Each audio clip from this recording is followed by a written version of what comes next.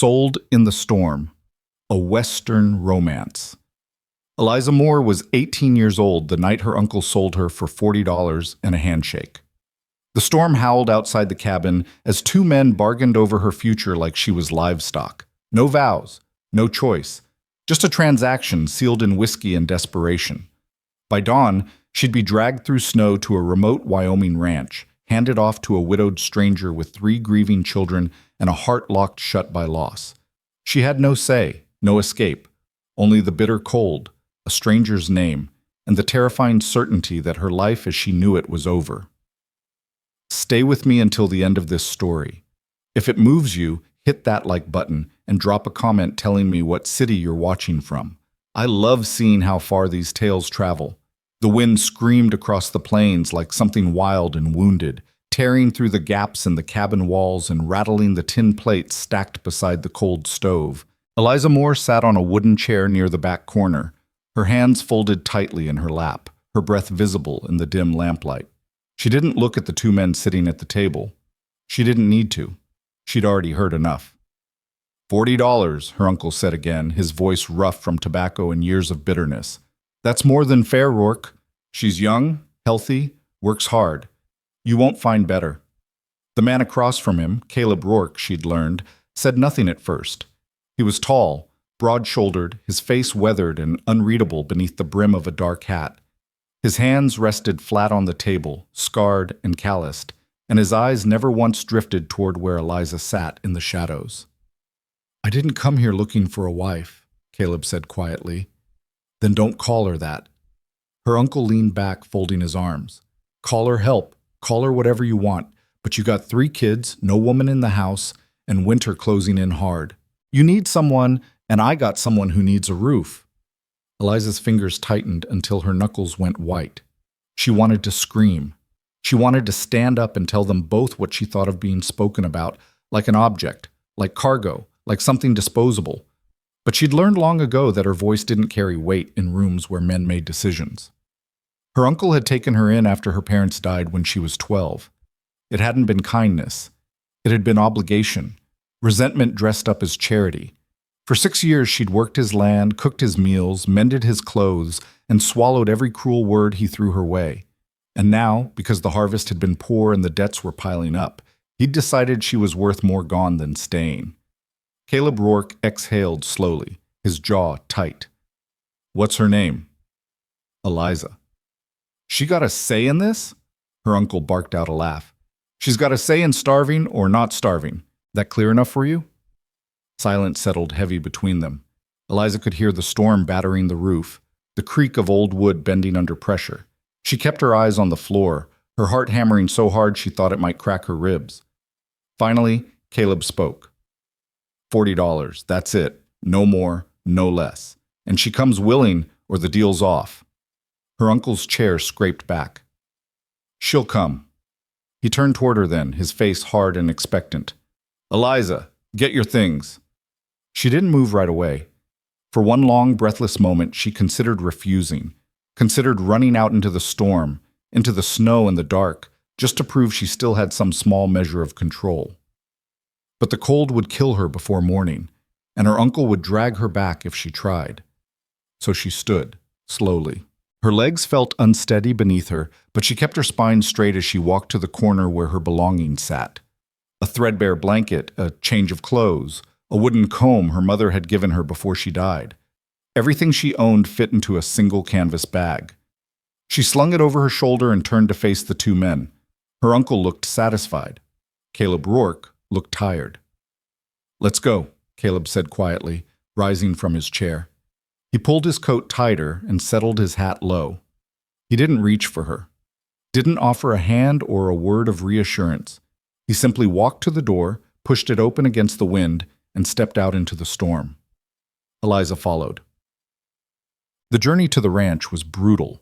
The wagon lurched and slid over frozen ground, the wheels fighting for purchase in the snow that had already begun to pile in drifts along the narrow road. Eliza sat in the back, wrapped in her blanket, her body shaking from cold and shock and something deeper she couldn't name. Caleb drove in silence, his shoulders hunched against the wind, his face invisible beneath his hat. She didn't know how long they traveled. An hour. Maybe 2. The world outside was nothing but white and black, snow and shadow, with no sign of life anywhere. No lights, no voices. Just the endless howl of the wind and the creak of the wagon and the steady, rhythmic breathing of the horses. When they finally stopped, Eliza couldn't see much. The ranch emerged from the storm like a ghost. A low, sturdy house flanked by a barn and a few smaller outbuildings, all of it half buried in snow. Caleb climbed down from the wagon and secured the horses with quick, practiced movements. Then he turned and looked at her for the first time since they'd left. "Come on," he said. His voice wasn't unkind, just flat, empty. Eliza climbed down, her legs stiff and aching. She clutched her bag to her chest and followed him through the snow to the front door. He opened it without knocking, stepping inside and shaking the snow from his coat. She hesitated on the threshold, staring into the dim interior. "Don't just stand there," Caleb said quietly. "You'll freeze." She stepped inside. The warmth hit her first, a fire burning low in the stone hearth, casting flickering light across the room. The house was simple but solid. A large main room with a kitchen area on one side, a table and chairs in the center, and a sitting area near the fire. Doorways led off to what she assumed were bedrooms. Everything was clean, orderly, but there was a heaviness to the air, a stillness that felt deliberate. And then she saw them.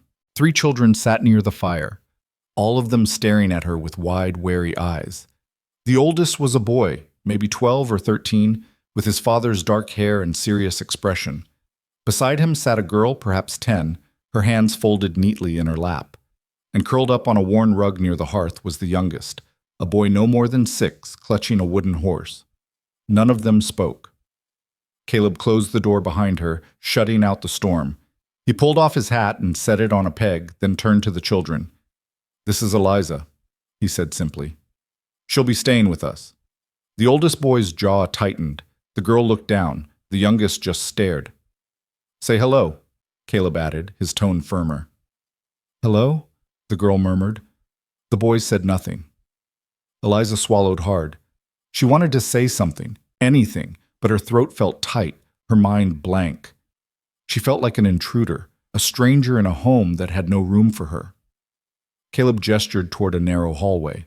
"You'll sleep in there, second door on the left. There's a bed, a chest. It's yours now." She nodded, unable to find her voice. "Get some rest," he said. "We'll talk in the morning." And then he turned away, moving toward the fire to add another log. The children shifted slightly, making room for him, but their eyes never left Eliza. She stood there for a moment longer, holding her bag, feeling the weight of their stares. Then she turned and walked down the hallway, her footsteps barely audible on the wooden floor.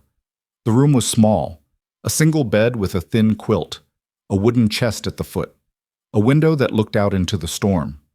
And on the chest, folded neatly, was a woman's shawl, faded, delicate, clearly untouched for a long time. Eliza set her bag down and sank onto the edge of the bed. Her hands were still trembling. She pressed them together, trying to steady herself, trying to make sense of what had just happened. She'd been sold, handed over like property, brought to a house full of strangers who didn't want her, and she had no idea what came next. Morning came cold and gray. Eliza woke to the sound of footsteps in the hallway and the low murmur of voices. She sat up slowly, her body stiff from the thin mattress and the weight of exhaustion. For a moment, she forgot where she was. Then memory crashed back, and her stomach twisted. She dressed quickly in the same clothes she'd worn the day before, smoothed her hair as best she could, and stepped out into the hallway. The main room was already alive with quiet activity. Caleb stood near the stove, pouring coffee into a tin cup. The oldest boy was pulling on his boots by the door. The girl was setting bowls on the table. The youngest sat by the fire, still clutching his wooden horse. Eliza hesitated in the doorway, unsure whether to speak or wait to be noticed. Caleb glanced up. "You're awake." She nodded. "There's coffee if you want it," he said. "Breakfast is bread and preserves. Help yourself." "Thank you," she said quietly. The girl, she still didn't know any of their names, looked up briefly, then returned to her task. The oldest boy ignored her completely. The youngest watched her with wide, unblinking eyes. Eliza moved to the table and sat down carefully, keeping her movements small and unobtrusive. She took a slice of bread and spread a thin layer of preserves over it, though her appetite had all but disappeared. Caleb drained his coffee and set the cup aside. "James," he said, nodding to the oldest boy. "Get the horses fed. Sarah, you finish up here and keep an eye on Ben." The children moved without question, their routines clearly established. Caleb pulled on his coat and hat, then paused, looking at Eliza. "You'll start today," he said. "Cooking, cleaning, mending. Sarah will show you where things are. If you need something, ask." She nodded again. "And Eliza," he added, his voice dropping slightly, "don't go thinking you have to earn your place here. You're here because I need help. That's all." She met his eyes for the first time. They were gray, like the winter sky, and they carried a weight she couldn't quite name. Not anger, not cruelty, just distance. "I understand," she said softly. He gave a short nod and left. The first days blurred together. Eliza worked from dawn until well past dark, her hands never still. She scrubbed floors, washed clothes in freezing water, mended shirts and socks, prepared meals with whatever Sarah pointed her toward in the pantry. The work was hard, but it was familiar. She'd done it all before. What was different was the silence. The children barely spoke to her. James was polite but distant, answering her questions with as few words as possible before disappearing outside to help his father. Sarah was warmer but cautious, watching Eliza with careful eyes, as if waiting to see whether she could be trusted. Ben, the youngest, said almost nothing at all. He followed Sarah everywhere, clutching his wooden horse, his face pale and solemn. Caleb was even more removed. He came in for meals, ate quickly, and left. He gave instructions in the morning and checked on things in the evening, but he never lingered, never asked how she was settling in, never offered conversation beyond what was necessary. It was a house that ran on routine and discipline, and Eliza was simply another part of the machinery. But she noticed things. She noticed the way James clenched his jaw when he thought no one was looking, the same way his father did. She noticed how Sarah always set the table for 5, even though there were only 4 of them now. She noticed the way Ben flinched at loud noises and how he never let go of that wooden horse, even when he slept. And she noticed the room at the end of the hall, the one with the door always closed, the one no one ever entered. On the 4th night, after the children had gone to bed and Caleb had retreated to his room, Eliza stood in the hallway, staring at that closed door. She didn't open it, didn't even reach for the handle, but she understood. This house was full of ghosts, and she was living in the shadow of a woman she'd never met. A week passed, then 2. The snow kept falling. The wind kept howling. The ranch felt like an island, cut off from the rest of the world, existing in a kind of frozen stillness. Eliza fell into the rhythm of it. Wake, work, sleep, repeat. She asked no questions, made no demands. She simply did what needed to be done. But slowly, almost imperceptibly, things began to shift. One morning, Sarah asked her how to braid her hair. Eliza showed her, her hands gentle and patient. And when she finished, Sarah looked at herself in the small mirror and smiled, just a little. Another day, Ben dropped his wooden horse near the fire, and it rolled under a chair. Eliza retrieved it for him, handing it back without a word. He took it, and for the first time he whispered, "Thank you." And one evening, as Eliza was mending one of James's shirts by lamplight, he sat down across from her and watched her work. "You're good at that," he said quietly. She looked up, surprised. "It's just mending." "Ma used to do it the same way," he said. Then he stood and walked away before she could respond. It wasn't much, but it was something. The real change came on a bitter night in late February. Eliza woke to the sound of crying. She sat up, disoriented, her heart pounding. The house was dark and cold, the fire long since burned down to embers. She pulled her shawl around her shoulders and stepped into the hallway. The crying was coming from Ben's room. She moved quickly, pushing the door open. Ben was sitting up in bed, his face flushed and damp with tears, his small body shaking.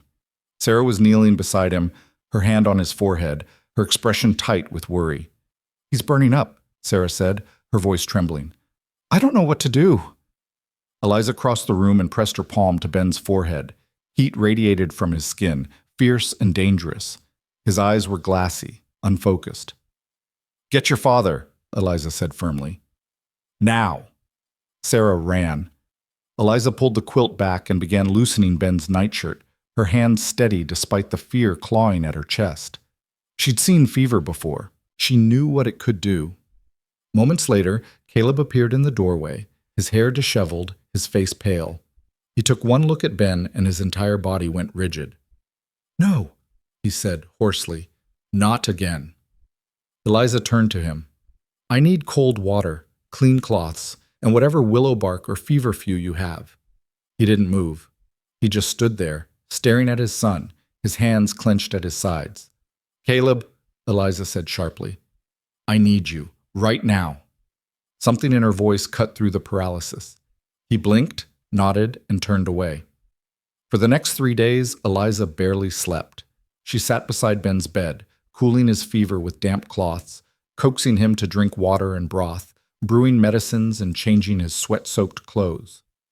Caleb stayed close, pacing the room, watching with haunted eyes. Sarah and James hovered nearby, silent and terrified. On the third night, Ben's fever broke. Eliza was slumped in the chair beside his bed, exhausted beyond measure, when she felt a small hand touch hers.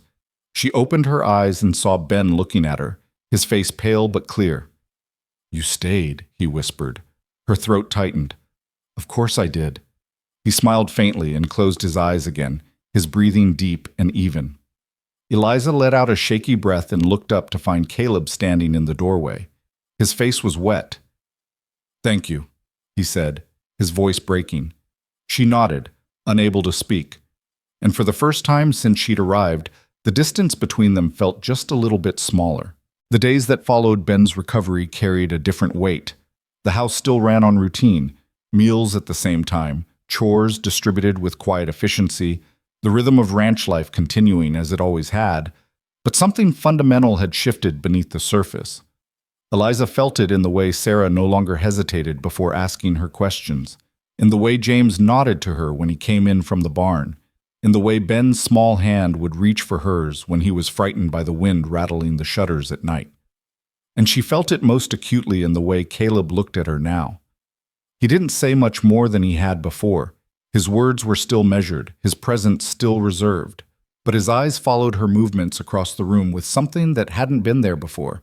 Not gratitude exactly, but a kind of acknowledgement, a recognition that she had become something more than the stranger he'd brought home in a storm. March arrived with no mercy. The snow continued to fall in heavy, relentless waves, piling against the sides of the house until the windows on the north wall were half buried. The wind carved sharp patterns across the drifts, and the cold pressed in from all sides like something with teeth. Caleb and James spent long hours each day breaking ice on the water troughs, checking the horses and cattle, hauling firewood from the dwindling stack near the barn. Eliza kept the house warm. She cooked thick stews that stretched across multiple meals, baked bread that filled the rooms with the smell of yeast and comfort, mended clothing by the fire while Sarah practiced her letters, and Ben built small towers with wooden blocks. The work was endless, but it no longer felt like penance. It felt like purpose. One evening, as she was stirring a pot of soup over the stove, Caleb came in from outside with snow clinging to his coat and ice crusted in his beard. He stamped his boots on the mat and hung his hat on the peg, his movements slow and heavy with exhaustion. "Smells good," he said quietly. Eliza glanced over her shoulder. "It'll be ready soon. There's coffee if you want it." He poured himself a cup and stood near the stove, warming his hands around the tin. For a moment, neither of them spoke. The only sounds were the crackling of the fire and the soft murmur of the children's voices from the other room. "You saved his life," Caleb said suddenly. Eliza stilled, her hand tightening on the wooden spoon. "I did what anyone would do." "No." His voice was firm, low. "Not anyone. Most people would have panicked or given up. You didn't." She didn't know what to say to that, so she said nothing. She kept stirring the soup, her heart beating a little faster than it should. "I haven't been fair to you," Caleb continued, "bringing you here the way I did. Treating you like you were just here to fill a gap." You needed help, Eliza said softly. That's what you told me. I know what I told you. He exhaled, his breath visible in the cool air near the window. But you've been more than that, and I should have said so before now. She turned to face him then, searching his expression. His face was lined with weariness and something deeper, grief that hadn't fully healed, guilt that still gnawed at him. But there was also honesty there, raw and unguarded. You don't owe me anything, she said. Maybe not, he replied, but I'm saying it anyway. Before she could respond, Ben came running into the room, his wooden horse clutched in one hand. Eliza, Sarah says you'll read to us tonight. Will you? She looked down at him, at his eager face and bright eyes, and felt something warm unfold in her chest. Of course I will. Ben grinned and ran back to tell his sister. Caleb watched him go, a faint smile touching the corner of his mouth. He hasn't asked anyone to read to him since... He trailed off, the sentence unfinished but understood. Since your wife, Eliza said gently. Caleb nodded, his jaw tight. Anna. Her name was Anna. It was the first time he'd spoken her name aloud in Eliza's presence. She could see what it cost him, the way his shoulders tensed, the way his fingers gripped the coffee cup a little harder. She must have been wonderful, Eliza said. She was. His voice was rough. She was everything this place needed, everything they needed, and when she died, I didn't know how to... I still don't. Eliza stepped closer, close enough that she could see the exhaustion etched into every line of his face. You're doing better than you think. He looked at her then, really looked at her, and for a moment the distance between them felt like nothing at all. Then he cleared his throat and stepped back, setting the coffee cup down. I should check on the stock one more time before dark, he said. Caleb? He paused, his hand on the door. Thank you, she said, for telling me. He nodded once, pulled his coat tighter, and stepped back out into the cold. Eliza stood there for a long moment, staring at the door, her heart still racing. Then she turned back to the stove and ladled soup into bowls, her hand steady even as her thoughts spun in directions she hadn't allowed them to go before. After supper, she sat by the fire with Sarah on one side and Ben curled up on the other, a worn book of folk tales open in her lap. James sat nearby, pretending to whittle a piece of wood, but listening intently to every word. Caleb sat in the chair across from them, his eyes half closed, his body finally at rest. Eliza read until Ben's breathing grew deep and even, until Sarah's head drooped against her shoulder. She closed the book gently and glanced up to find Caleb watching her. I'll carry him to bed, Caleb said quietly. He lifted Ben with careful hands, and Sarah followed, rubbing her eyes. James stood and stretched, murmuring goodnight before disappearing down the hall.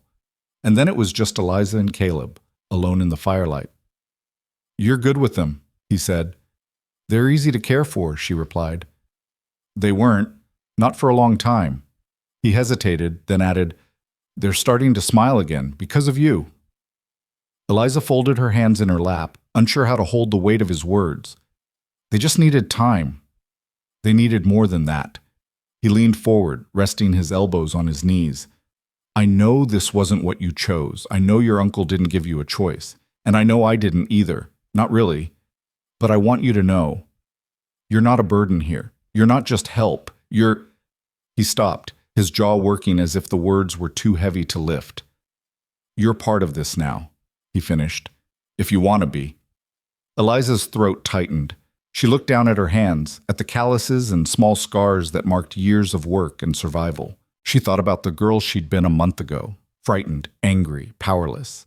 And she thought about the woman she was becoming here, in this house, with these people who had started as strangers and were slowly becoming something else. I want to be, she said quietly. Caleb's expression softened. He nodded, and for the first time since she'd met him, she saw something like hope flicker across his face. Good, he said.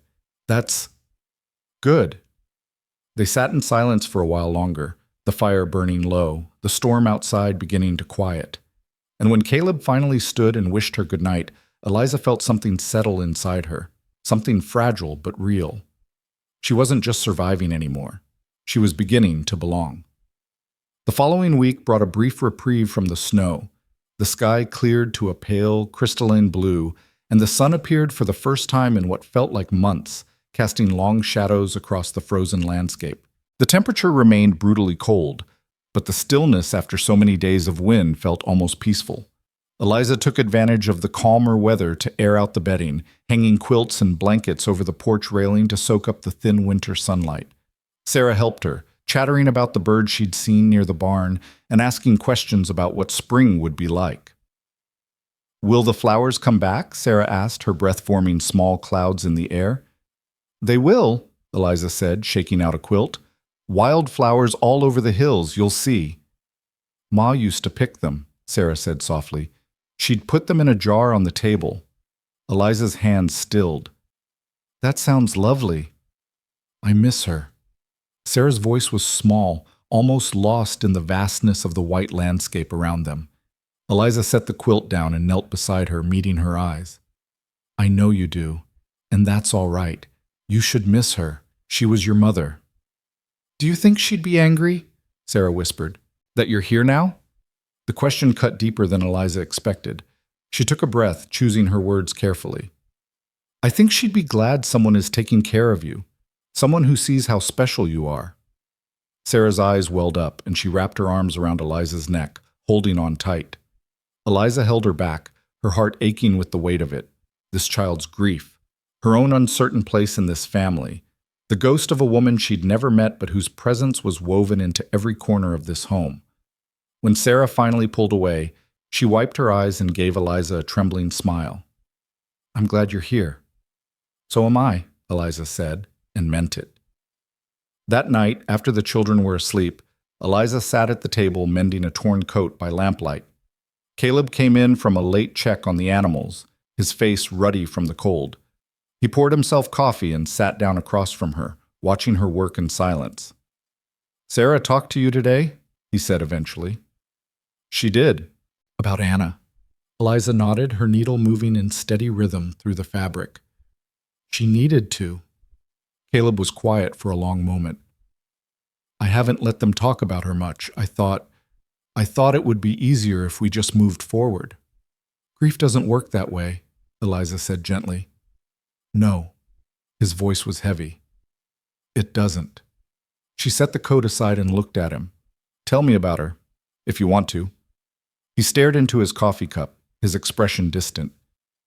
"She was strong, stronger than me in a lot of ways. She could handle anything, storms, sickness, hard seasons. She laughed even when things were falling apart. The kids adored her." He paused, his throat working. "She died bringing Ben into the world. There were complications. The midwife couldn't stop the bleeding. I watched her slip away and there was nothing I could do." Eliza's chest tightened. "I'm so sorry." "I blame myself for a long time," he continued. "Still do some days. I should have gotten her to a doctor sooner, should have known something was wrong." "You couldn't have known," Eliza said firmly, "and blaming yourself won't bring her back." "I know." He looked up at her, his eyes red-rimmed, "but it's hard to let go of it." "You don't have to let go of her," Eliza said. "You just have to let yourself keep living." He held her gaze for a long moment, something unspoken passing between them. Then he nodded, drained his coffee, and stood. "Thank you," he said quietly, "for listening." "Any time," she replied. As he walked toward his room, he paused in the doorway and looked back.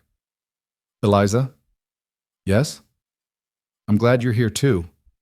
And then he was gone, leaving her alone with the lamplight and the quiet thrum of her own heartbeat. The days grew incrementally longer. The sun lingered a little later each evening, and occasionally the temperature climbed just high enough that the icicles hanging from the eaves began to drip. It wasn't spring yet, not even close, but there were hints of it buried beneath the snow, waiting. Eliza found herself settling into the rhythms of the house with increasing ease. She learned that James liked his eggs cooked firm, that Sarah preferred her hair braided loosely, that Ben would only eat vegetables if they were hidden in soup. She learned that Caleb took his coffee black and strong, that he was quiet in the mornings but more talkative in the evenings, that he carried the weight of this ranch and this family on his shoulders like a physical burden, and she learned that she was beginning to care for all of them in ways she hadn't anticipated. One afternoon, while Caleb and James were out repairing a section of fence that had collapsed under the weight of snow, Eliza ventured into the room at the end of the hall, the one that had been closed since she arrived. She didn't plan to. She'd been walking past it on her way to gather more firewood when the door, which hadn't been fully latched, swung open a few inches. She stopped, her heart pounding, and stared into the dim interior. It was a bedroom, larger than hers, with a wide bed covered in a faded quilt, a dresser with a mirror, a rocking chair by the window. Dust covered everything, and the air smelled stale, untouched. On the dresser sat a hairbrush, a small jewelry box, and a framed photograph of a woman with dark hair and a gentle smile. Anna. Eliza stepped inside, her breath shallow. She felt like an intruder, but she couldn't turn away. She moved to the dresser and picked up the photograph, studying the woman's face. She looked kind, strong, the kind of person who could hold a family together. "What are you doing in here?" Eliza spun around, her heart lurching. James stood in the doorway, his face hard and cold. "I'm sorry," she said quickly, setting the photograph down. The door was open. "I didn't mean to, but—" "This was her room," James said, his voice tight. "No one's supposed to be in here." "I know. I'm sorry." He stared at her for a long moment, his jaw clenched, his fists balled at his sides. Then, without another word, he turned and walked away. Eliza stood there, trembling, shame burning in her chest. She left the room quickly, pulling the door shut behind her, and returned to the kitchen where she threw herself into preparing supper, her hands shaking. When Caleb came in that evening, James was already sitting at the table, his expression stormy. Caleb noticed immediately. "What's wrong?" he asked. James glanced at Eliza, then back at his father. "Nothing." "James." The boy hesitated, then said quietly, "She was in Ma's room." Caleb's gaze shifted to Eliza. She met his eyes, her stomach twisting. "The door was open. I didn't touch anything except a photograph. I'm sorry. I shouldn't have gone in." Caleb was silent for a long moment. Then he looked at James. "Did she take anything?" "No," James muttered. "Did she disturb anything?" "No." "Then there's nothing to be angry about." Caleb's voice was calm but firm. "Your mother's gone, James. Keeping that room locked up like a shrine won't bring her back." "You kept it locked," James shot back. "I did," Caleb admitted, "and that was wrong. It's time we let her rest." James's face crumpled. He stood abruptly, his chair scraping against the floor, and left the table without eating. Sarah looked stricken. Ben's eyes were wide with confusion. Caleb sighed heavily and rubbed his face. "I'll talk to him." "I really am sorry," Eliza said softly. "Don't be." He looked at her, his expression weary but not unkind. "You didn't do anything wrong. He's just hurting. We all are." That night, Eliza couldn't sleep. She lay in bed, staring at the ceiling, replaying the scene over and over in her mind. She'd crossed a line she hadn't meant to cross, and now she didn't know how to fix it. Around midnight, she heard footsteps in the hallway. She sat up, listening. Someone was moving quietly through the house. She wrapped her shawl around her shoulders and stepped out into the hall. The door to Anna's room was open again, and standing just inside, silhouetted by moonlight, was Caleb. Eliza hesitated, then approached slowly. "Caleb?" He didn't turn. "I haven't been in here since the day she died." She stood beside him, saying nothing, just waiting. "I thought if I kept it closed, I could keep her close," he said, "but all I did was trap us both." He walked to the dresser and picked up the photograph, the same one Eliza had held earlier. He stared at it for a long time, his thumb brushing over the glass. "She would have liked you," he said quietly. Eliza's breath caught. "You don't know that." "I do." He set the photograph down and turned to face her. "She would have seen what I see. Someone who doesn't give up. Someone who cares, even when it's hard." "I don't know what I'm doing here," Eliza confessed. "I don't know how to be what you need." "You're already doing it," Caleb said. His voice was rough, honest. "You're giving us a reason to keep going." They stood there in the moonlight, the space between them charged with something neither of them had words for yet. Then Caleb reached out and gently touched her hand, just a brief, tentative contact before pulling away. "Thank you," he said, "for everything." And then he left, closing the door softly behind him. Eliza stood alone in the room for a long time, her hand still warm from where he'd touched it, her heart full of something fragile and hopeful and terrifying all at once. The morning after Caleb opened Anna's room, the house felt different. Not lighter exactly, but less burdened, as if a door that had been locked for too long had finally been allowed to swing open, letting stale air escape and something new begin to circulate. Eliza woke early, as she always did, and found Caleb already in the kitchen, standing by the window with a cup of coffee in his hands, watching the sun climb over the eastern hills. "You're up early," she said softly. He turned, and she saw that his eyes were clearer than they'd been in weeks. Couldn't sleep much, but it wasn't a bad thing. She moved to the stove and began preparing breakfast, and they worked in companionable silence, him setting the table, her frying eggs and slicing bread. It was a small thing, this quiet cooperation, but it felt significant, like they were learning how to exist together without the weight of pretense or distance between them. When the children came out for breakfast, James was subdued but no longer angry. He nodded to Eliza when she set his plate down, and though he didn't apologize, the tension in his shoulders had eased. Sarah chattered about a dream she'd had involving horses and wildflowers, and Ben asked if he could help Eliza bake bread later. The meal was simple, but it carried a warmth that hadn't been there before. After breakfast, Caleb pulled on his coat and turned to Eliza. "I'm taking James into town today. We need supplies, and the weather's clear enough to make the trip. We'll be back before dark." "Be careful," Eliza said. "Always am." He hesitated, then added, "Sarah and Ben will be here with you, if anything happens." "I'll take care of them," she said firmly. He nodded, satisfied, and then he and James were gone, the wagon rattling down the snow-packed road until it disappeared from view.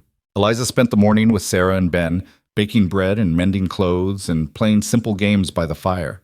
It was peaceful, almost idyllic, and for a few hours she allowed herself to forget the uncertainty of her position here, the fact that she'd been bought and brought to this place against her will.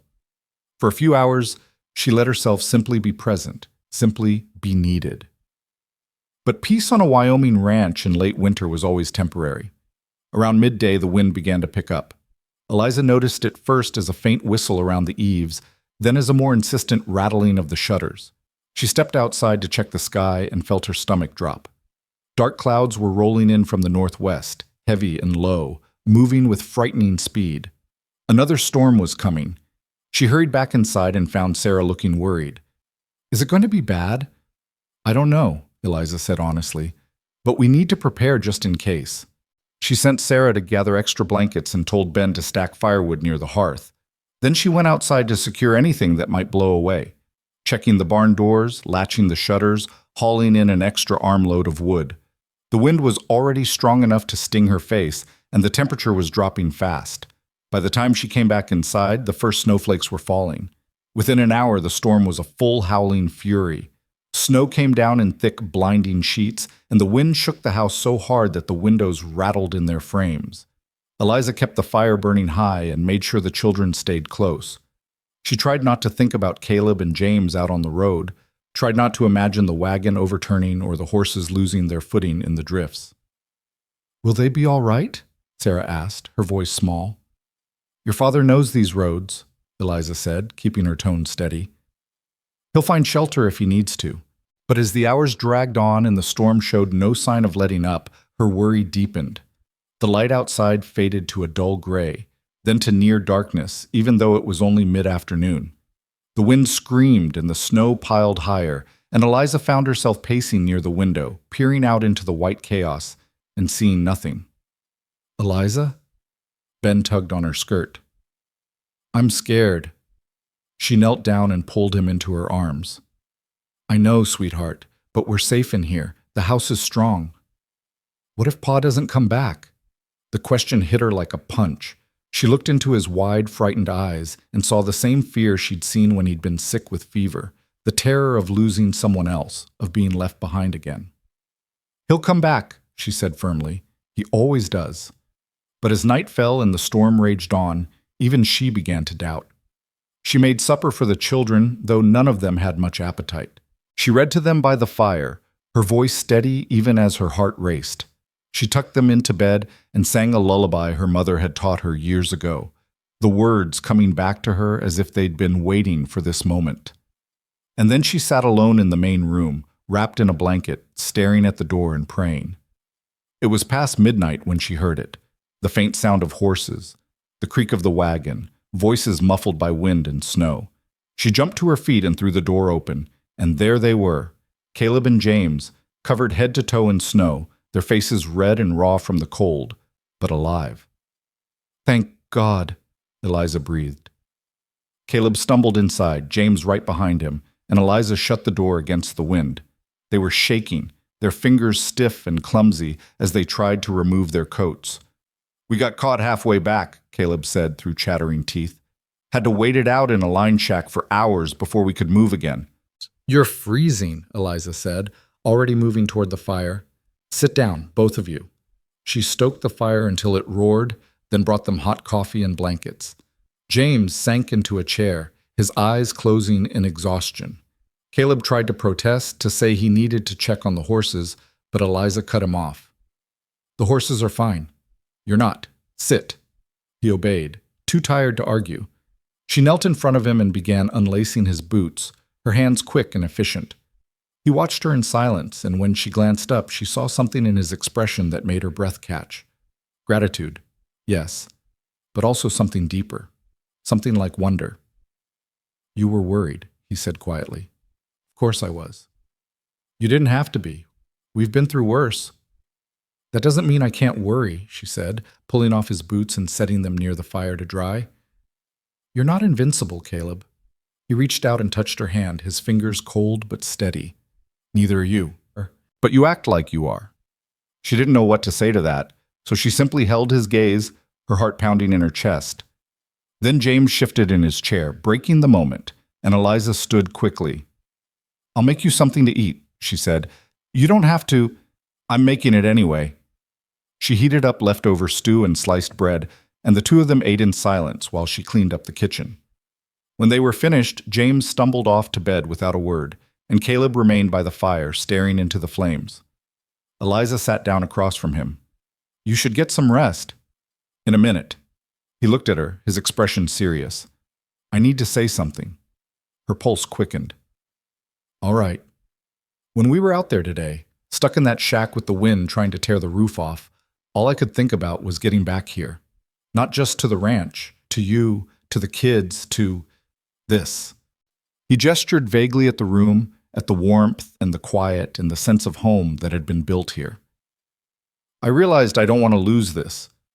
I don't want to lose you." Eliza's throat tightened. "Caleb, I know this wasn't what you chose," he continued, his voice rough. "I know you were brought here against your will, and I know I have no right to ask you for anything more than what you've already given, but I need you to know you matter to me, to them. You're not just here because I needed help.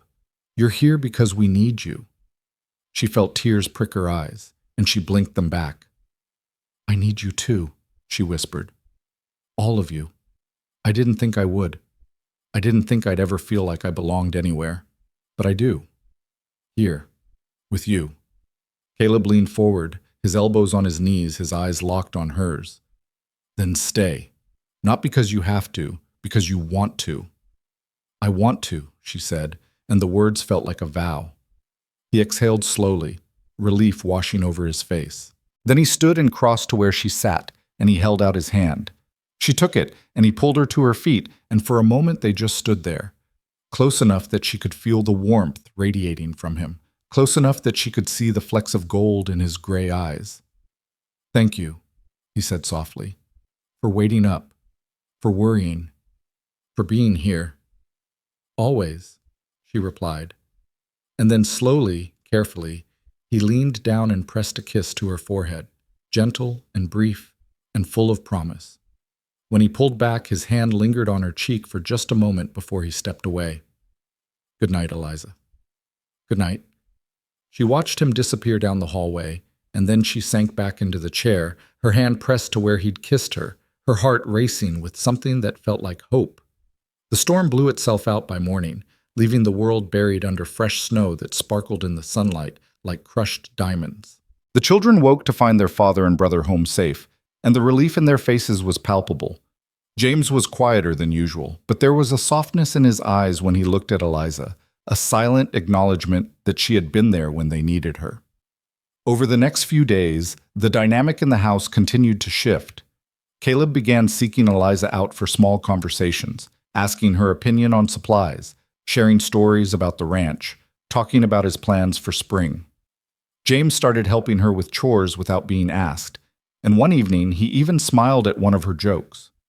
Sarah took to following Eliza around like a shadow, chattering endlessly and asking questions about everything from cooking to what it was like to be grown up. And Ben, sweet Ben, had taken to calling her Liza instead of her full name, and the familiarity of it made her chest ache in the best possible way. But it was Caleb's growing closeness that surprised her most. He found reasons to be near her, sitting at the table while she kneaded bread, standing beside her while she hung laundry, brushing past her in the narrow hallway with a murmured apology and a lingering glance. There was a carefulness to it, a respect for her space and her autonomy, but also an unmistakable pull between them that grew stronger with each passing day. One evening, after the children had gone to bed, Eliza was washing dishes when Caleb came up beside her and picked up a towel to dry. "You don't have to do that," she said. "I know." He began drying a plate, his movements methodical.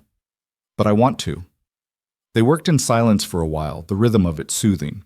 Then Caleb said, "I've been thinking about the spring." "Oh?" "There's a lot of work to be done. Fences to mend, fields to plow, calving season. It's going to be hard." "It always is," she said, "but it'll be easier with you here." He set the plate down and turned to face her. "I want you to know you're not temporary anymore. Not to me." She stopped washing, her hand still in the soapy water. "What are you saying?" "I'm saying," he hesitated, choosing his words carefully. "I'm saying I want this to be real. Not just an arrangement, not just you helping out because you have nowhere else to go. I want you to be part of this family, for real." Her heart was pounding so hard she thought he must be able to hear it. "Caleb, You don't have to answer now," he said quickly. "I just needed you to know where I stand." She turned to face him fully, water dripping from her hands. "I already know where I stand. I told you I wanted to stay. I meant it." "I know you did. But I'm talking about more than just staying." He stepped closer, his voice dropping. "I'm talking about building a life. Together." The weight of his words settled over her like a blanket, warm and heavy and full of promise.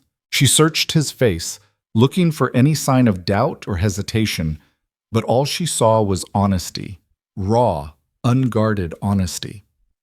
"I don't know how to be a mother," she said softly. "I don't know how to be a wife. I've never done any of this before." "Neither have I," he said. "Not like this, not with you. But I think we can figure it out, if you're willing to try." She thought about the girl she'd been when she arrived here, frightened, angry, powerless, and she thought about the woman she was becoming, stronger, braver, capable of love, even when she'd thought her heart had been wrung dry. She thought about Sarah's laughter and Ben's small hand in hers, and James's grudging respect. She thought about this house and this land and this man standing in front of her, offering her a future she'd never dared to imagine. "I'm willing," she said. Caleb's face broke into a smile, the first real, unguarded smile she'd ever seen from him. And then he reached out and took her hand, pulling her close, and he kissed her. It was slow and tender and full of all the things they hadn't yet said, and when they finally pulled apart, both of them were breathing hard. "I'm going to do this right," he said. "I'm going to marry you, properly, when the minister comes through in the spring." "You don't have to." "I want to," he said firmly. "I want everyone to know.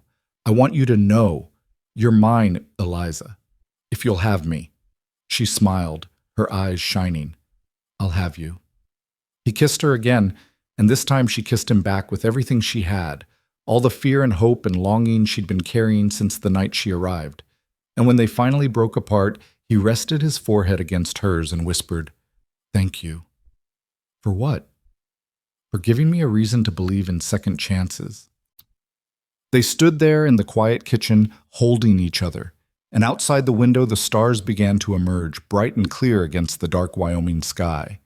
The weeks that followed were the happiest Eliza could remember. The cold began to loosen its grip, and though snow still fell occasionally, there were more and more days when the sun broke through and the icicles dripped and the air carried the faint, distant promise of spring. Caleb began making plans for planting, for repairs, for expanding the herd. The children grew more animated, their laughter coming more easily, their grief still present but no longer suffocating. And Eliza found herself settling into a role she'd never expected to fill. She wasn't trying to replace Anna. She knew that would be impossible, and wrong besides. But she was carving out her own place here, building her own connections, becoming her own kind of anchor for this family. One afternoon, while Caleb and James were out checking the cattle, Sarah approached Eliza with something clutched in her hands. "What's that?" Eliza asked. Sarah held it out, a small wooden box carved with delicate flowers. It was Ma's. She kept her wedding ring in it. Eliza's breath caught. "Sarah, you don't have to. I want to show you." Sarah opened the box, revealing a simple gold band. Pa gave it to her when they got married. She wore it every day until she couldn't anymore. Eliza looked at the ring, at the way it caught the light, and felt the weight of what Sarah was offering. Not just the object itself, but the trust it represented. "It's beautiful," Eliza said softly. "I think she'd want you to have it," Sarah said, "when you and Pa get married." Eliza's eyes filled with tears.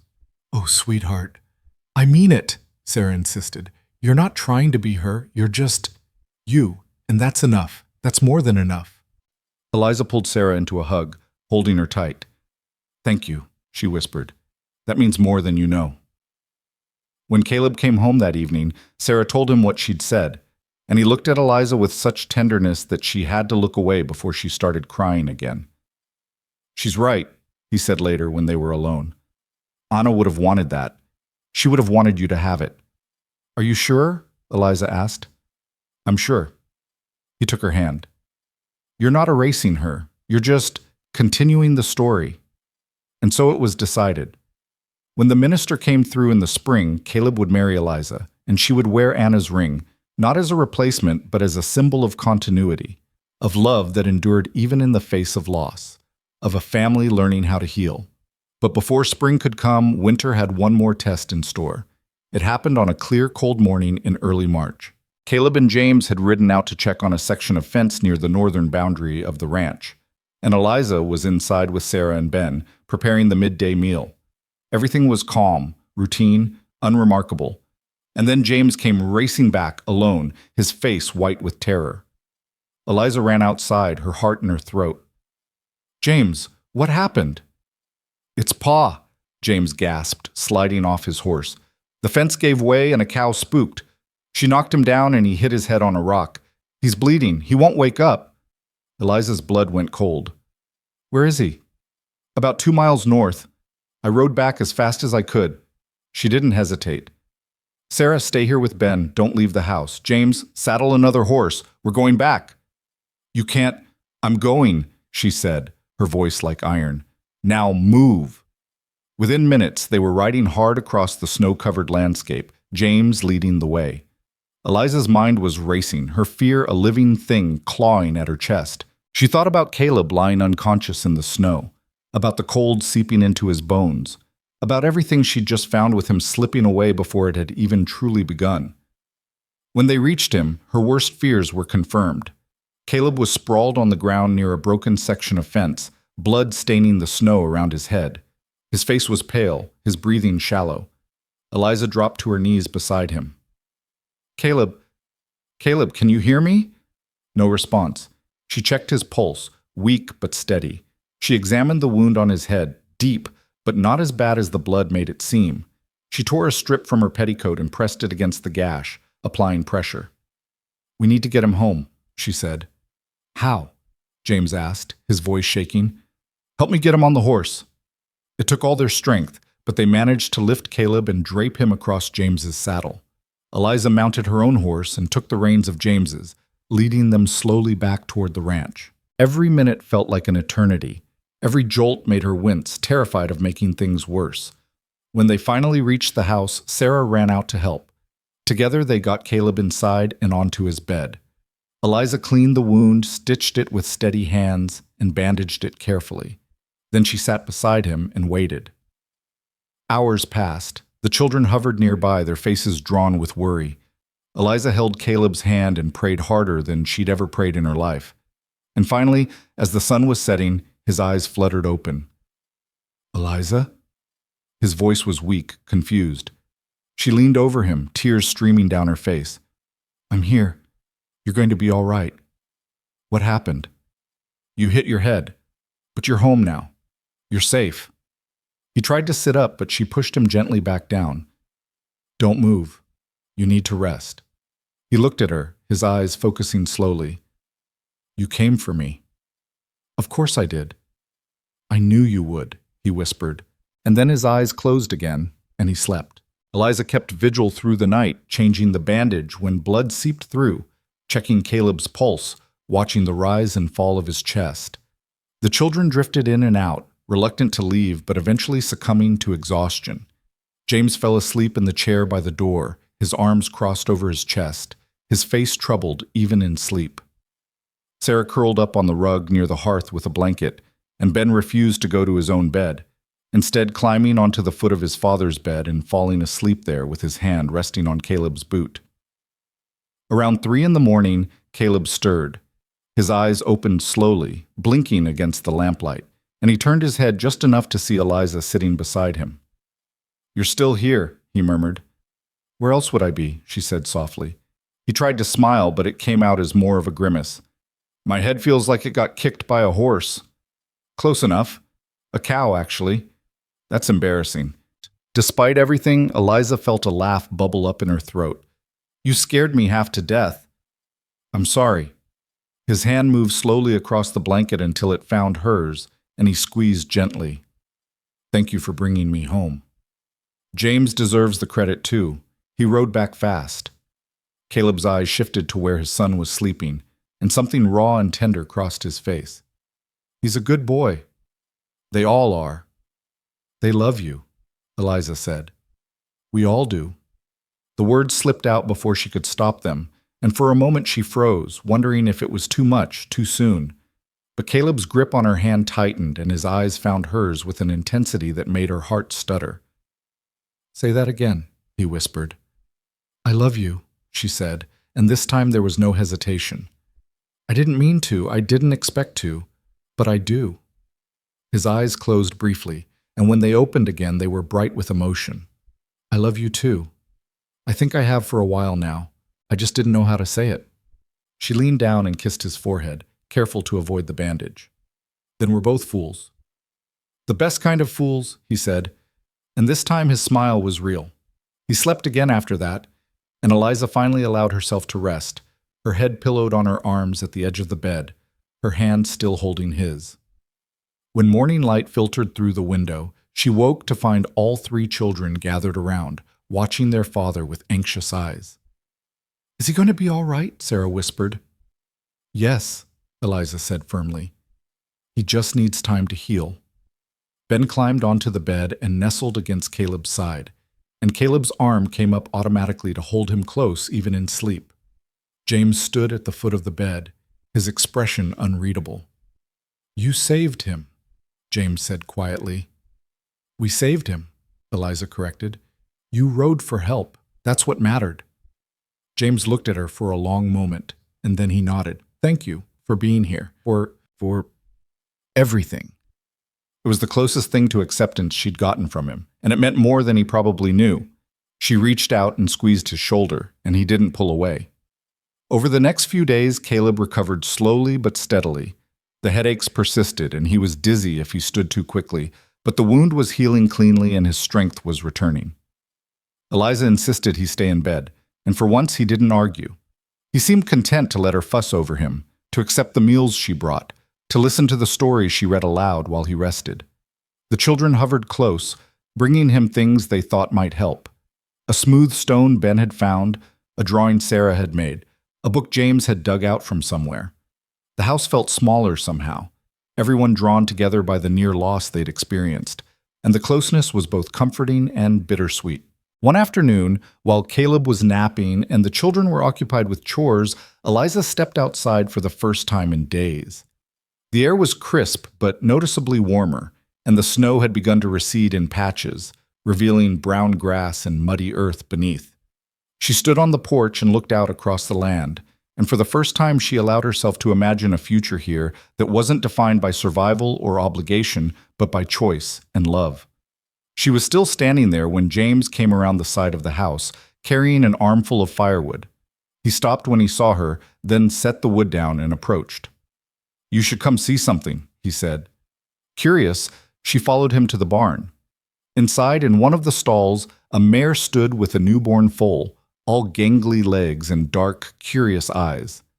"She was born this morning," James said. "First one of the season." Eliza moved closer, enchanted. The foal wobbled on uncertain legs, nuzzling against its mother. "She's beautiful." "Pa usually names them," James said, "but I thought maybe you could name this one." She looked at him in surprise. "Me?" "Yeah, you're part of this now. You should get to name her." Eliza felt her throat tighten with emotion. She looked back at the foal, thinking. "Hope," she said finally. "Let's call her Hope." James considered it, then nodded. "Hope. I like it." They stood there together in comfortable silence, watching the foal explore her new world, and Eliza felt another piece of her heart settle into place. By the end of the week, Caleb was well enough to sit up for longer periods and even take short walks around the house with Eliza's support. The color had returned to his face, and though he still tired easily, the worst of the danger had passed. The relief was palpable, and the house seemed to breathe easier. One evening, as they sat together by the fire after the children had gone to bed, Caleb reached into his pocket and pulled out a small object wrapped in cloth. "I've been waiting for the right time to give you this," he said, unwrapping it carefully. It was Anna's ring, the one Sarah had shown her weeks ago. "Caleb, Sarah told me what she said to you," he interrupted gently, "about wanting you to have this. And she's right. Anna would have wanted it too." He took Eliza's hand and slid the ring onto her finger. It fit perfectly, the gold warm against her skin. "When the minister comes in April, I want to marry you," he said. "Properly, in front of everyone. I want you to be my wife, not just in name, but in truth. Will you marry me, Eliza?" She looked down at the ring, at the way it caught the firelight, and then up at his face, at the honesty and hope and love written there. "Yes," she said. "Yes, I'll marry you." He pulled her close and kissed her, and she felt the last of her fears dissolve. This was real. This was hers. This was home. The weeks leading up to the wedding passed in a blur of preparation and anticipation. The weather continued to warm, and by late March the snow had melted enough that green shoots were beginning to emerge from the earth. The land was transforming, waking up from its long winter sleep, and the ranch buzzed with renewed energy. Caleb regained his full strength and threw himself into the work of spring, repairing fences, preparing fields, helping with the new calves that were being born almost daily. James worked alongside him with a new confidence, and Eliza often caught them laughing together. The easy camaraderie between them, a stark contrast to the strained silence of winter. Sarah took charge of planning the wedding with the kind of enthusiasm only a 10-year-old girl could muster. She insisted on picking wildflowers for Eliza to carry, on baking a special cake, on making sure everything was perfect. Eliza led her, touched by the girl's devotion and her desire to make this day special. And Ben, sweet Ben, appointed himself Eliza's shadow, following her everywhere and asking endless questions about what it meant to be married, and whether she would still read to him at night, and if he could call her Ma. "You can call me whatever feels right to you," Eliza told him gently. He thought about it seriously, then said, "I think I'll call you Ma, if that's all right." She pulled him into a hug, her eyes stinging. "That's more than all right." The minister arrived on a bright April morning, riding into the ranch on a sturdy bay horse, with his Bible tucked in his saddlebag. He was an older man with kind eyes and a warm handshake, and he greeted Caleb like an old friend. "Been a while since I've married anyone out here," he said. "Last time was you and Anna, if I recall." Caleb's expression flickered, but he nodded. "That's right. Things have changed since then. Life does that, the minister said, glancing at Eliza. But it also gives us new beginnings. That's worth celebrating. The ceremony was simple and took place in the main room of the house, with Sarah's wildflowers arranged in a jar on the table and the children standing as witnesses. Eliza wore her best dress, the one she'd brought with her from her uncle's house, freshly mended and cleaned, and Caleb wore a clean shirt and his Sunday vest, his hair combed back and his face serious. The minister read from his Bible, speaking about love and commitment and the sanctity of vows. Eliza barely heard the words. She was too focused on Caleb's face, on the way he looked at her like she was the answer to a question he'd been asking for years. When it came time for the vows, Caleb took both her hands in his. "I promise to honor you," he said, his voice steady and clear. "To protect you, to stand beside you through whatever comes. You brought light back into this house, Eliza. You brought us back to life, and I promise to spend the rest of my days making sure you know how much that means." Eliza's voice shook when it was her turn. "I promise to love you, to care for you and your children, to build a life with you that's worth fighting for. You gave me a home when I had nothing. You gave me a family, and I promise I'll never take that for granted." The minister pronounced them husband and wife, and Caleb kissed her, gentle and reverent and full of promise. The children clapped, and Sarah threw handfuls of dried petals into the air, and Ben shouted with joy. Afterward, they shared a simple meal together, roast chicken and fresh bread and the cake Sarah had labored over. The minister stayed long enough to eat and offer his congratulations, and then he rode off toward the next ranch, leaving them to their new beginning. That night, after the children had finally settled down and the house had grown quiet, Caleb and Eliza stood together on the porch, looking out at the darkening sky. The stars were just beginning to emerge, bright and infinite, and the air smelled of earth and growing things. "Are you happy?" Caleb asked quietly. "I am," Eliza said, "more than I ever thought I could be." He wrapped his arm around her shoulders and pulled her close. "I never thought I'd feel this way again. After Anna, I thought that part of my life was over." "It's not replacing what you had," Eliza said. "It's just different. Both can be true." "I know." He kissed the top of her head. "Thank you for understanding that." They stood there in the gathering darkness, wrapped in each other's warmth, and Eliza felt a profound sense of peace settle over her. This was where she was meant to be. This was who she was meant to be with. Everything that had come before, the pain, the fear, the uncertainty, had led her here, to this moment, to this man, to this family. As spring deepened into early summer, the ranch flourished. The fields turned green, the cattle fattened on new grass, and the garden Eliza had planted behind the house began to sprout. She worked alongside Caleb and the children, her hands in the soil, her face turned toward the sun, and she felt more alive than she ever had. The children blossomed too. James grew taller and broader, taking on more responsibility and wearing it with quiet pride. Sarah's laughter became a constant presence, ringing out across the ranch as she played and helped and explored. And Ben, who had been so quiet and withdrawn when Eliza first arrived, now chattered endlessly and ran everywhere and looked at her with complete adoration. One afternoon, while Eliza was hanging laundry on the line, Sarah came running up with something clutched in her hands. "Look what I found," she exclaimed, holding out a delicate bird's nest with 3 tiny blue eggs inside. "Where did you find that?" Eliza asked, marveling at it. "In the tree by the barn, but it fell down in the wind last night. What should we do?" Eliza examined the nest carefully. "The mother bird might be looking for it. Let's put it back as close as we can to where you found it." Together they found a safe spot in the crook of a branch and settled the nest there, securing it with twine. Sarah watched with anxious eyes, and sure enough, within minutes a small brown bird appeared and hopped onto the edge of the nest, chirping softly. "She came back," Sarah breathed. "She did," Eliza said. "Mothers always come back when their babies need them." Sarah looked up at her, her expression thoughtful. "You came back too.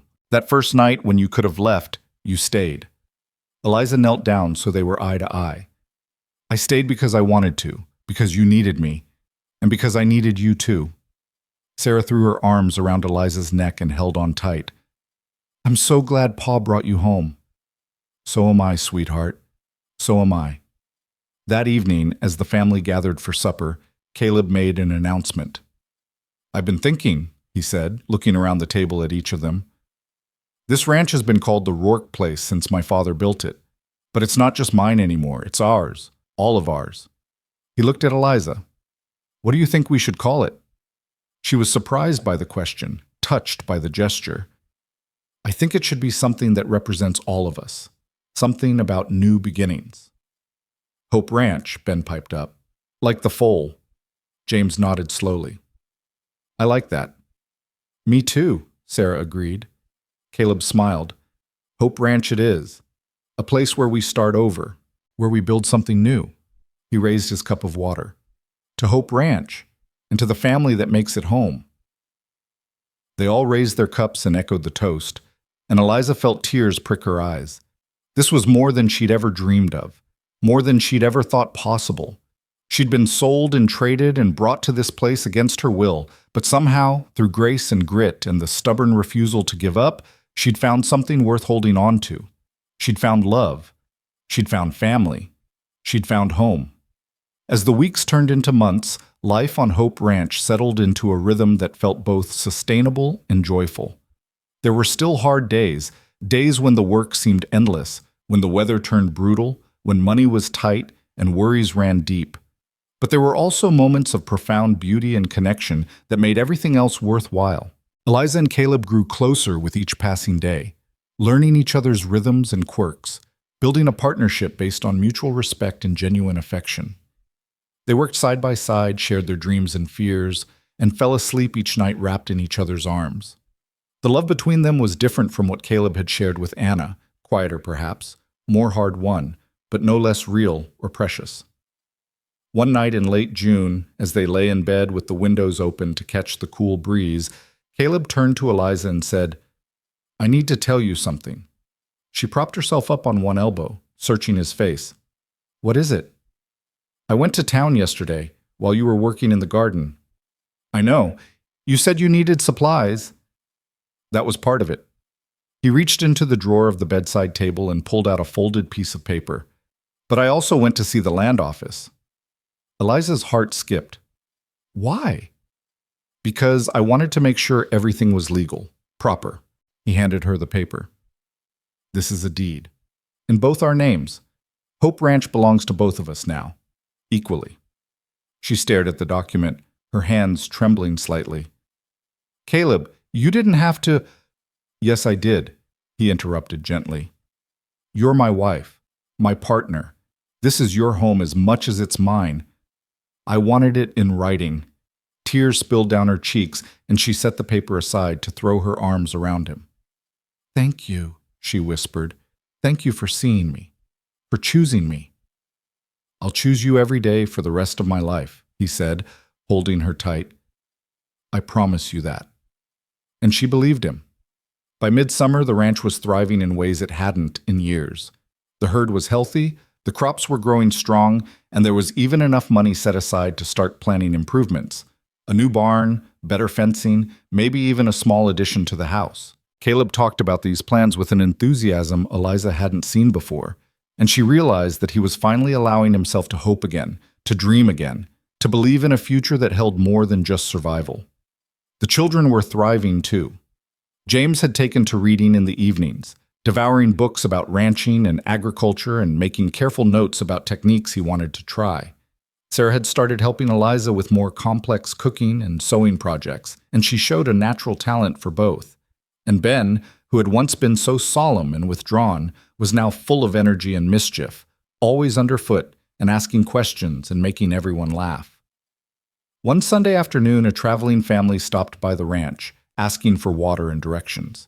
Caleb and Eliza welcomed them warmly, offering food and a place to rest. The family, a young couple with 2 small children, was heading west to try their luck in California, and they were weary and uncertain.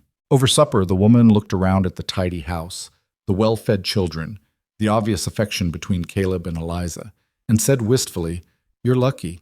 You've built something real here." Eliza glanced at Caleb, then back at the woman. "We have. But it wasn't luck. It was work, and choice, and refusing to give up even when things were hard." "Were they hard?" the woman asked. You all seem so settled. They were very hard, Eliza said honestly. There were days I didn't think I'd make it, days when I felt like I didn't belong and never would. But I stayed anyway. And eventually, the hard days became fewer, and the good days became more. The woman nodded slowly, something like hope flickering in her eyes. Maybe that's what we need to do. Just keep going until the good days outnumber the hard ones. That's exactly what you need to do, Caleb said. And when you get where you're going, build something worth keeping. That's what matters. The family left the next morning, refreshed and encouraged, and Eliza watched them go with a sense of satisfaction. She'd been where they were, uncertain, afraid, clinging to hope by her fingernails. But she'd made it through, and now she could offer that same hope to others. As summer waned and autumn approached, Eliza realized with a start that she'd been at Hope Ranch for nearly a year. A whole year since that terrible night when her uncle had sold her, since she'd climbed into Caleb's wagon and ridden off into a storm toward an unknown future. So much had changed since then. She had changed. She was no longer the frightened girl who'd arrived with nothing but a canvas bag and a broken heart. She was a woman now, strong, capable, loved and loving in return. She was a wife, a mother in every way that mattered, a partner in building something that would last. One evening in early September, as the family gathered on the porch to watch the sunset, Ben climbed onto Eliza's lap and rested his head against her shoulder. "Ma?" he said sleepily. "Yes, sweetheart?" "I'm glad you came here." She kissed the top of his head, her heart full. "So am I, Ben. So am I." Caleb reached over and took her hand, squeezing gently, and she squeezed back. Sarah leaned against her other side, and James sat nearby, whittling a piece of wood and humming tunelessly. The sun dipped below the horizon, painting the sky in shades of orange and pink and gold, and the first stars began to appear. This was her family, this was her home, and she would spend the rest of her life grateful for the storm that had brought her here. The harvest season arrived with its familiar urgency, and Hope Ranch transformed into a hive of coordinated activity. The wheat fields rippled gold under the September sun, and every able hand was needed to bring in the crop before the weather turned. Eliza worked alongside Caleb and the children from dawn until well past dusk, her muscles aching, but her spirit buoyant. There was something deeply satisfying about this work, the tangible results of months of planning and effort, the shared purpose that bound them all together. James had grown strong enough to handle a scythe with skill, working in steady rhythm beside his father. Sarah helped gather and bundle the cut grain, her small hands quick and efficient. Even Ben contributed, carrying water to the workers and collecting stray stalks that had fallen. Eliza moved between tasks, cooking meals that could be eaten quickly in the field, binding sheaves, keeping track of what still needed to be done. One afternoon, as she was bringing lunch out to where Caleb and James were working, she noticed a wagon approaching from the east. She shielded her eyes against the sun and felt her stomach drop when she recognized the driver. It was her uncle. She set the basket down carefully and walked toward the house, her heart pounding. She hadn't seen him since that brutal winter night almost a year ago, and she'd hoped never to see him again. But here he was, pulling his wagon to a stop in front of the house with that same hard expression she remembered too well. Caleb noticed immediately and came striding over, wiping sweat from his brow. "What's he doing here?" "I don't know," Eliza said quietly, "but I'll handle it." "You don't have to face him alone." "I know." She squeezed his hand. "But I want to." Her uncle climbed down from the wagon, looking older and more worn than she remembered. His clothes were shabby, his face lined with bitterness and what might have been regret, though she doubted he was capable of that particular emotion. "Eliza," he said, nodding to her. "What do you want?" she asked, keeping her voice steady. He glanced at Caleb, then back at her. "I came to see how you were getting on. Make sure Rourke here was treating you right." "That's not why you're here," Eliza said. "You didn't care how I was treated when you sold me. Why would you care now?" His jaw tightened. "I did what I had to do. Times were hard." "Times are always hard," she said. "That doesn't give you the right to trade away another person's life." He shifted uncomfortably, and she saw something flicker in his eyes, shame perhaps, or the closest thing to it he could manage. "I heard you got married, that you're doing well here." I am, she said. No thanks to you. I need money, he said bluntly, and there it was, the real reason for his visit. The farm's failing. I thought maybe you could help, since you're family and all. Eliza stared at him, anger and something close to pity warring in her chest. I stopped being your family the night you took $40 for me. You made that choice. Eliza, I'm desperate. So was I, she interrupted, her voice rising. I was desperate and alone and you didn't care. You saw me as a burden to be rid of. Well, I'm not your burden anymore. I'm not your anything. Caleb stepped closer, his presence solid and protective at her back. You heard her. You need to leave. Her uncle looked between them, his expression darkening. That's how it is, then? You forget where you came from? I remember exactly where I came from, Eliza said, and I'm grateful every day that I'm not there anymore. You did me a favor, even though you didn't mean to. You set me free. He opened his mouth to argue, but something in her expression must have convinced him it was pointless. He climbed back onto his wagon, his movements stiff with wounded pride. You'll regret this, he said. The only thing I regret, Eliza replied, is the years I wasted thinking I owed you anything. He snapped the reins and the wagon lurched forward, rattling back down the road the way it had come. Eliza watched until it disappeared from sight, and only then did she allow herself to breathe. Caleb wrapped his arm around her shoulders. You all right? I am. She turned to face him, and she realized it was true. I really am. He doesn't have power over me anymore. He never should have had it in the first place. No, she agreed, but it's over now. That part of my life is finished. James had approached during the confrontation, standing a respectful distance away but close enough to help if needed. Now he came forward, his face troubled. That was the man who brought you here? He asked. Yes. I'm glad he's gone, James said quietly. You deserve better than him. Eliza felt her eyes sting. Thank you, James. That means a lot. He nodded, awkward but sincere, and headed back to the field. Sarah and Ben came running from the barn where they'd been watching, and Sarah grabbed Eliza's hand. Are you sad? Sarah asked. No, sweetheart. I'm not sad at all. She knelt down to look both children in the eyes. That man was part of my past. But you, all of you, you're my present and my future, and I wouldn't trade that for anything. Ben hugged her tight, and Sarah joined in, and Caleb's hand rested warm on her shoulder, and Eliza knew with absolute certainty that she'd spoken the truth. The girl she'd been when she arrived here might have mourned the loss of those family ties, might have felt the sting of that final rejection. But the woman she'd become understood that family wasn't about blood or obligation. It was about choice and love and the people who stood beside you when everything else fell apart. The harvest continued, and within 2 weeks they'd brought in the entire crop, more than they'd expected, enough to see them comfortably through the winter and leave a surplus to sell. The barn was full, the root cellar was stocked, and there was money set aside for the improvements Caleb had been planning. Hope Ranch had not just survived its first year under their partnership. It had thrived. As autumn deepened, the landscape transformed into a tapestry of golds and russets and deep greens. The air grew crisp, carrying the scent of wood smoke and fallen leaves. Eliza spent her days preserving food, sewing warmer clothes, preparing the house for the winter ahead. But this year was different from the last. This year she wasn't a stranger trying to find her place.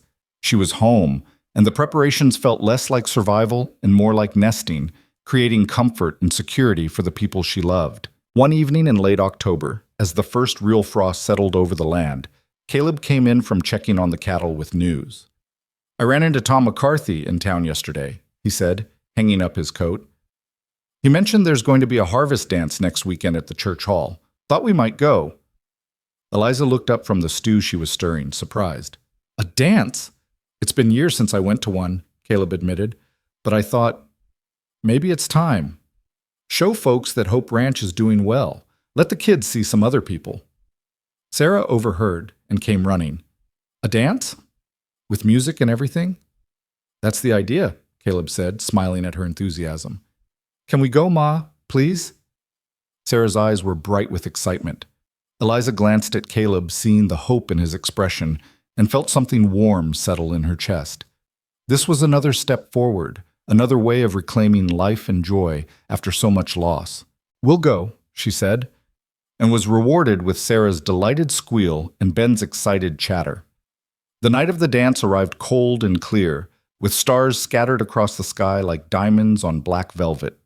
The family dressed in their best clothes, Caleb in his wedding vest, James in a shirt Eliza had recently finished, Sarah in a dress that had been carefully let out to accommodate her growth, and Ben scrubbed clean and fidgeting with excitement. Eliza wore the same dress she'd worn for her wedding, with Anna's ring gleaming on her finger and her hair carefully braided and pinned. The church hall was warm and bright when they arrived, filled with neighbors Eliza had only met in passing, and some she'd never encountered at all. There were long tables laden with food, a small group of musicians tuning their instruments in the corner, and children already running between the adults in barely contained excitement. Several people approached to greet them, and Eliza noticed the curiosity in their eyes as they looked at her. She was still something of a mystery to most of them. The woman who'd appeared at Hope Ranch in the middle of winter and somehow become Caleb Rourke's wife. But Caleb introduced her with pride, his hand resting protectively on her back, and she met each person with a warm smile and steady handshake. "Heard you folks brought in a good harvest," Tom McCarthy said, pumping Caleb's hand enthusiastically. "About time that ranch started producing again." "We've been blessed," Caleb said simply, and his eyes found Eliza's. The music started, and couples began moving onto the dance floor. Caleb turned to Eliza and offered his hand. "May I?" She took it, feeling a flutter of nervousness. "I'm not much of a dancer." "Neither am I," he said with a grin, "but I don't think anyone will notice." He led her onto the floor and pulled her into his arms, and they moved together in a simple waltz that was more about closeness than precision. Eliza rested her head against his shoulder and let herself be carried by the music, by the warmth of his embrace, by the simple joy of being here with him. "Happy?" he murmured into her hair. "Very," she said. Around them, other couples swirled and laughed. James stood against the wall looking uncomfortable until a girl about his age asked him to dance, and he blushed furiously but accepted. Sarah danced with Ben, both of them giggling and stepping on each other's feet. The room was full of life and light, and the kind of community Eliza had never really experienced before. Later in the evening, an older woman approached Eliza while she was getting punch for the children. "You're Caleb Rourke's new wife," the woman said. It wasn't a question. "I am," Eliza said. "Eliza Rourke." "I knew Anna," the woman said. "She was a good woman, kind and strong." Eliza braced herself for judgment or comparison, but the woman's expression was gentle. "I can see why Caleb chose you," the woman continued. "You've got that same strength in your eyes. And those children, they look happy again. That's what matters." "Thank you," Eliza said quietly. "That's very kind." "It's just the truth." The woman patted her hand. "You're good for that family. Don't let anyone tell you different." Eliza carried those words with her for the rest of the evening, and when they finally loaded back into the wagon to head home, she felt lighter than she had in months. The children fell asleep almost immediately, exhausted from dancing and excitement. Caleb drove with one arm around Eliza's shoulders, and she leaned into his warmth. "That was good," he said. "I'm glad we went." "So am I." "I was worried," he admitted, "about what people might say, about how they'd treat you." "They were kind," Eliza said, "kinder than I expected." "You've earned it," Caleb said. "The way you've taken care of us, the way you've built Hope Ranch into a real home. People notice things like that." She kissed his cheek. "We built it together." "Yeah," he said softly. "We did." As November arrived and the temperatures dropped, the ranch settled into its winter routine. But this year felt fundamentally different from the last. The house was warmer, not just from the fire, but from the laughter and conversation that filled it. Meals were shared with joy rather than silence. Evenings were spent reading, playing games, telling stories. The children had grown and changed so much. James more confident, Sarah more affectionate, Ben more vibrant and full of life. And Eliza herself had transformed in ways she was still discovering. She'd learned that she was capable of more than she'd ever imagined. More strength, more resilience, more love. She'd learned that home wasn't a place you were born into, but something you built with your own hands and heart. She'd learned that sometimes the worst moments in life could lead to the best ones, if you were brave enough to keep going. One snowy December afternoon, while the children were building a snowman in the yard and Caleb was in the barn, Eliza stood at the window and watched them. Sarah was directing the operation with the authority of a general. James was doing most of the heavy lifting with patient good humor, and Ben was adding rocks for eyes and a carrot for a nose. She heard footsteps behind her and turned to find Caleb there, snow dusting his shoulders. "Penny for your thoughts," he said. She smiled. "I was just thinking about how different everything is now. A year ago, I was so scared, so angry. I felt like my life was ending. And now? Now I know it was just beginning." She turned to face him fully. "I have something to tell you." His expression shifted to concern. "What is it?" "I'm pregnant." The words hung in the air between them, and for a moment Caleb just stared at her, his face unreadable. Then a smile broke across his features, wide and genuine and full of wonder. "You're sure?" "I'm sure. About 2 months along, I think." He crossed to her in 2 strides and swept her into his arms, lifting her off her feet and spinning her around. She laughed, clutching his shoulders, and when he set her down, he cupped her face in his hands and kissed her thoroughly. "A baby," he said, his voice rough with emotion. "Our baby." "Are you happy?" she asked, though she could see the answer in his eyes. Happy doesn't even begin to cover it. He rested his forehead against hers. "You've given me everything, Eliza. Everything I thought I'd lost. And now this." "It's scary too," she admitted. "I've never done this before." "We'll figure it out," he said firmly, "just like we figured out everything else, together." That night, they told the children over supper. Sarah squealed with delight and immediately began planning how she would help with the baby. James looked surprised but pleased, asking practical questions about when it would arrive and where it would sleep, and Ben climbed into Eliza's lap and put his hand on her belly with wonder. "There's really a baby in there?" he asked. "There really is," she said. "Is it a boy or a girl?" "We won't know until the baby's born." "I hope it's a boy," Ben declared, "so I can teach him things." "Or a girl," Sarah interjected, "so I can teach her things." James rolled his eyes good-naturedly. "Either way, we'll all teach them." Caleb looked around the table at his family, his children, his wife, the new life growing within her, and Eliza saw tears glisten in his eyes. He raised his cup. "To family," he said, "to second chances, to Hope Ranch, and everything it stands for." They all raised their cups and drank, and Eliza felt a profound sense of gratitude wash over her. She thought about the girl who'd climbed into a wagon on a winter night, terrified and alone. That girl would never have believed this was possible, this happiness, this belonging, this love, but she'd found it anyway. Winter deepened, and as the snow piled higher and the days grew shorter, Eliza's pregnancy progressed. She experienced moments of fear, remembering what had happened to Anna, but Caleb was attentive and protective, insisting she rest more and work less.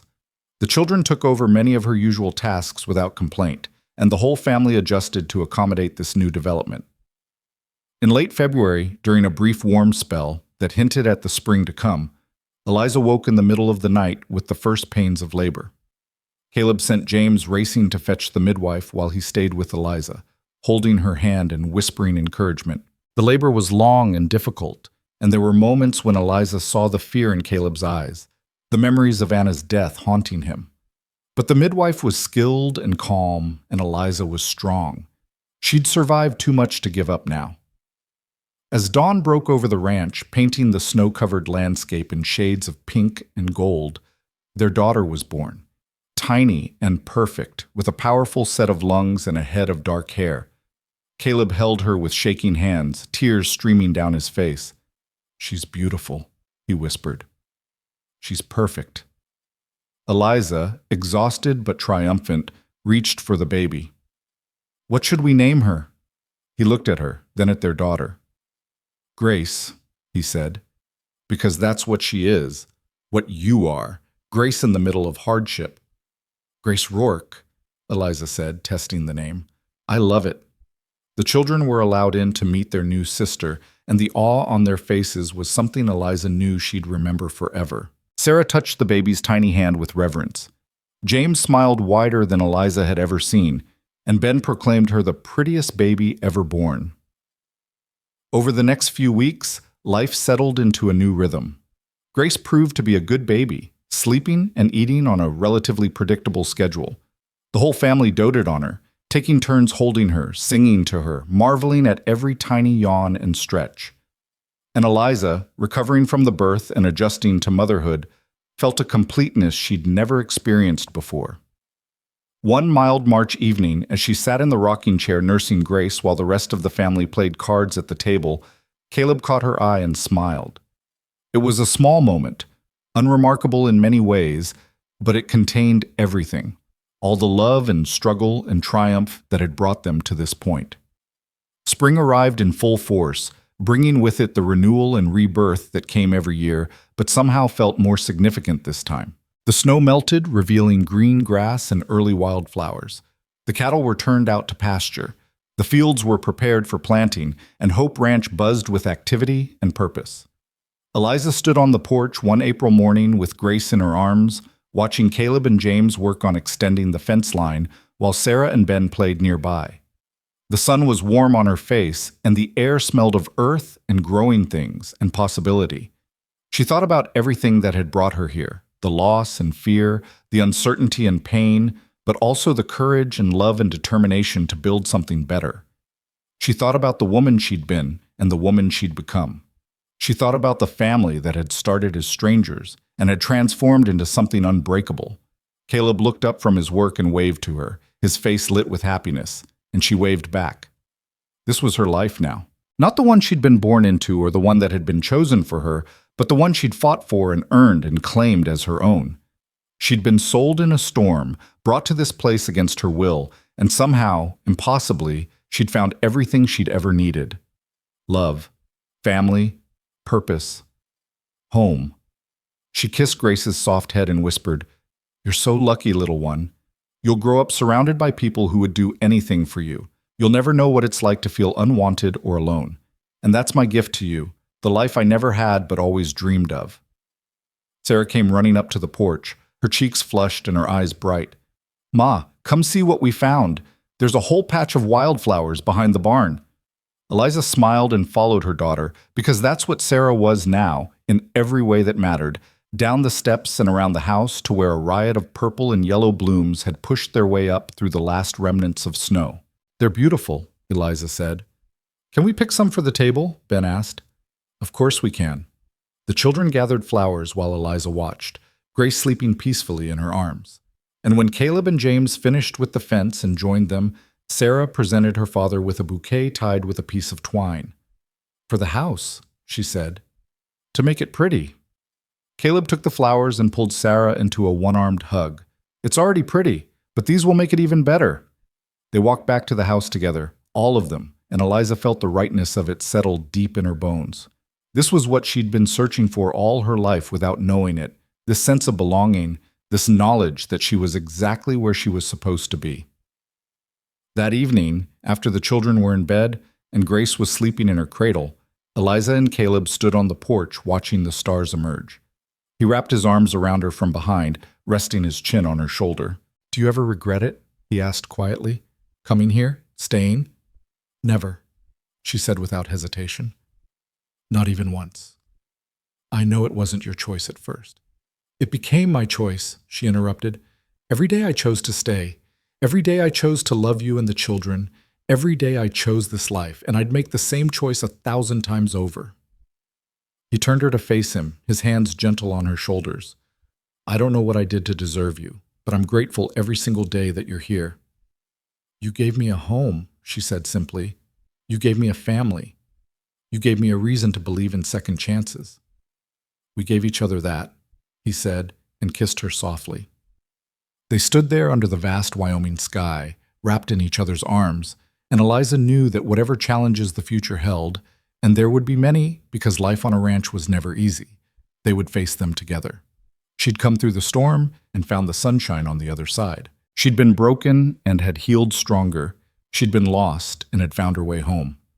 Years later, when Grace was old enough to ask questions and the story of how Eliza came to Hope Ranch had become family legend, Eliza would tell her daughter the truth. She would tell her about the storm and the fear and the uncle who'd seen her as a burden. She would tell her about arriving at a house full of strangers and slowly, painfully building trust and love. She would tell her about the hard days and the doubts and the moments when giving up seemed easier than carrying on. But she would also tell her about the first time Ben called her Ma, about Sarah's unconditional acceptance, about James's quiet respect. She would tell her about the way Caleb had looked at her the night he asked her to marry him, about the feeling of Grace's tiny weight in her arms after a long and frightening labor, about all the small moments that had added up to a life worth living. And she would tell her daughter that sometimes the worst things that happen to us led us to the best things waiting for us. That being sold for $40 on a winter night had been the beginning of everything good in her life, that the storm had carried her to exactly where she needed to be. But all of that was still to come. For now, on this perfect spring evening at Hope Ranch, Eliza simply held her husband close and watched the stars wheel overhead and felt the deep, abiding peace of a woman who had finally found her place in the world. She had been sold in a storm, but she had found love in its aftermath, and that made all the difference.